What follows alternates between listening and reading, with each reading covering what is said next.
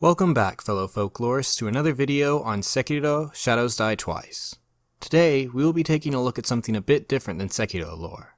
Instead, we will be taking a look at some of the inspirations for the game. Just like how Berserk inspired Dark Souls, there are plenty of sources that provide inspiration for Sekiro, either thematically or from a design perspective. You've probably already heard of a few of the examples on this list before, but I'm willing to bet you haven't heard of every example on the list either.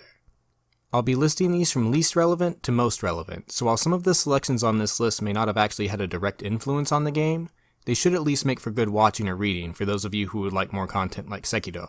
So without further ado, let's get this list started. Vagabond by Takehiko Inoue. This manga, based off the novel Musashi by Eiji Yoshikawa, is a fictionalized account of Miyamoto Musashi's life. Musashi was a famous swordsman of the Sengoku era with a record of being undefeated in 61 duels, earning him the title of Kensei. Kensei is a title that fans of Sekiro might know better by the literal translation, Sword Saint, which is only granted to those who are considered true masters of the sword. As for the rest of the series, there's so much to it that I really can't summarize it here, but I will note that Musashi is not the only sword saint to appear in the series, and that this series is a must-read for anyone who would want to see the kind of path a young Isshin may have once walked. Dororo by OSAMU TEZUKA. This story, written by the father of manga himself, tells the tale of Hyakimaru, a ronin who at birth had his limbs, facial features, and even internal organs stolen by 48 demons who his father had made a pact with before setting him adrift in a river. Fortunately, he is rescued by a doctor who crafts him prosthetics so that he can set out on a journey to slay the 48 demons and recover the missing parts of his body. Along the way, he encounters a young thief named Dororo who becomes his traveling companion. Originally written by Osamu Tezuka, this tale was first given in anime in 1969, but has recently been remade by MAPPA and Tezuka Productions. The series has even had a live-action film and video game based off of it. As a result, it is a series that has inspired a number of others since its creation, and Sekiro definitely seems to be one of them given the similar origin for and use of prosthetics. Sword of the Stranger by Studio Bones. This movie by the animation studio behind such hits as My Hero Academia and Fullmetal Alchemist follows the tale of a ronin, Nanashi, who by chance meets a young boy by the name of Kotaro and his dog Tobimaru and rescues them from unknown assailants. After then being hired by Kotaro as a bodyguard, Nanashi sets out with the pair on their journey, all the while being hunted by a group of almost inhuman warriors who seem determined to obtain Kotaro at all costs. I can't go into every similarity between Sekiro and the film for risk of spoiling it, but there are multiple themes in the film that relate to Sekiro, besides the obvious similarity between the main characters, Enkuro and Sekiro. In addition, it's just an overall beautiful film, so I highly recommend this one to anyone who wants to enjoy more of the beautiful landscapes and cinematic sword fights of Sekiro. Blade of the Immortal by HIROAKI Samura. This series is probably one of the most well-known inspirations for Sekiro. The story follows Manji, a samurai who is cursed with immortality at the hands of Yao Bakuni. In a quest to end his immortality, he is determined to kill 1,000 evil men, and along the way he meets a young girl named Rin who asks for his help in avenging the death of her parents. This story definitely served as an inspiration for Sekiro with the inclusion of Yao Bakuni along with Manji's immortality, which is caused by bloodworms that infest his body in a similar manner to the centipedes of Sekiro. Miyazaki himself has even said as much in an interview. However, in the very same interview, he also mentions that Blade of the Immortal actually had more of an influence on Bloodborne's designs than Sekiro. If that's the case, is there another series out there that may have had a larger influence on Sekiro than Blade of the Immortal? The answer to that question is yes, but before I talk about that, I would like to mention a few minor titles that you might think of as honorable mentions, since I think they are worth including even if they don't quite fit with the other works mentioned here. The Inugami Family, directed by Kon Ichikawa. This mystery horror film from 1976 is based off one of the Kendaichi mystery novels, but I mention the movie specifically because of one famous scene that has since been recreated in other series, including Sekiro. Yes, the strange bodies in Mibu Lake with their legs sticking straight up are actually a reference to a scene in this film. Unfortunately though, I still haven't watched it myself, so I can't say for sure if there are any other references, but the iconic pose alone makes it worth at least a mention on this list.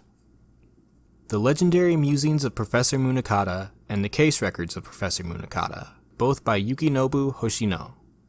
These series follow the titular character, Professor Munakata, as he travels across Japan and the world in his study of folklore. I I can't be sure that this series was actually an influence in any direct way, but as a folklorist, I just couldn't refuse a chance to mention these series.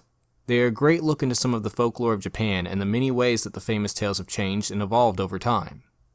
However, I should note that while it is usually accurate, this series can drift into the realm of fantasy from time to time, so make sure to take everything with a grain of salt.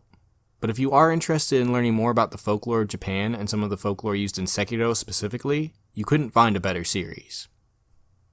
So now that we've covered everything else, it's time for us to discuss the series with the biggest influence, and the series that without a doubt had a huge influence on Sekiro's design is... What? No, not Naruto, Grimm. Just because they both feature ninja doesn't mean they're related. The real answer to that question is a bit of a tie, but only because both are written by the same author. Basilisk, the Koga Ninja Scrolls, and Y...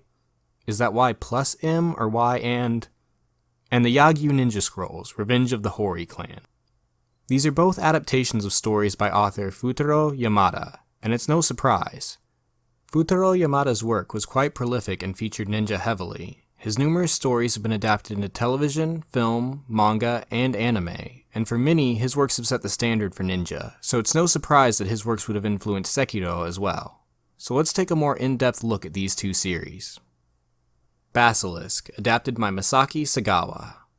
My beloved, please die. Set in the very end of the Sengoku Jidai, this story follows the members of the Koga and Iga clans, two ninja clans whose blood feud has raged for hundreds of years until they are forced into a ceasefire as both clans are entered into the service of Tokugawa Ieyasu. However, years later a war for succession begins brewing between Tokugawa's grandsons, and all-out war is on the horizon. To prevent this, Tokugawa breaks the ceasefire between the two clans and enters them into a proxy war to determine which of his grandchildren shall become shogun. It's decided that the top 10 ninja of each clan shall fight to the death, and whichever clan wins shall gain the favor of the shogunate. However, included in this conflict are the heirs to each clan, Genosuke and Oboro, who were previously betrothed in an attempt to finally quell the animosity between the two clans. Now forced to face one another in a battle to the death, they face an impossible dilemma. Can their love bloom, even on the battlefield?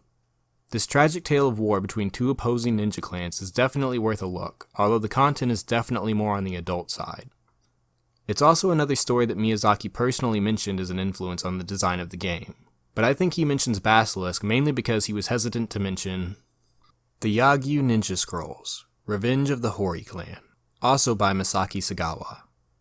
This adaptation of another of Futaro Yamada's works is also by Masaki Segawa, and my god. Sorry, I'll talk about the story in just a minute, but first I'm going to need to turn on Grimm's adult content lock.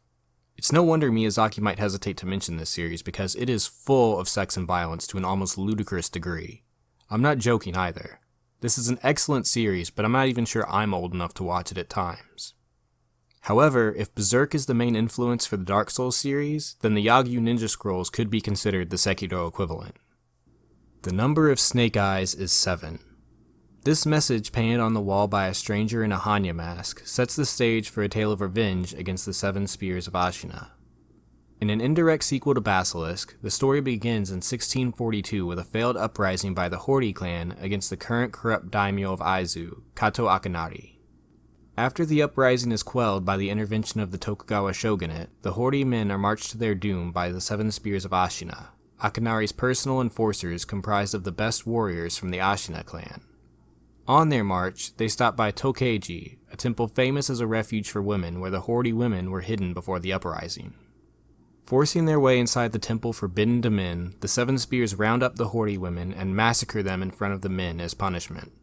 Their massacre is only stopped by the intervention of Senhime, the wife of a previous shogun, but by then only 7 Hori women are left alive. Swearing revenge for the massacre of their clan, Senhime requests the help of famed monk Takuan Soho to help train the women. Takuan, for his part, recruits Yagyu Jubei Mitsuyoshi, the famed swordsman and former instructor to the shogun, for the task, and their training begins. It's clear that this series had a large influence on Sekiro. The 7 spears of Ashina, the Hanya mask, the snake eyes, and the group of warrior women are all references that appear in just the first few chapters. The rest of the series has even more references that seem to have inspired Sekiro, but I won't spoil them for you here as I encourage you to read this series if you want to learn more. Just be careful where you choose to read it, please. Well, that about covers all of the major inspirations for Sekiro. There are definitely a few other series that most likely provided their own inspiration, and if you know of any major ones I may have missed, or just other series that you think Sekiro fans may enjoy, please feel free to mention them in the comments below. As always, if you enjoyed this video, please make sure to like and subscribe for more content like it, and I will see you all next time. Until then, fellow folklorists.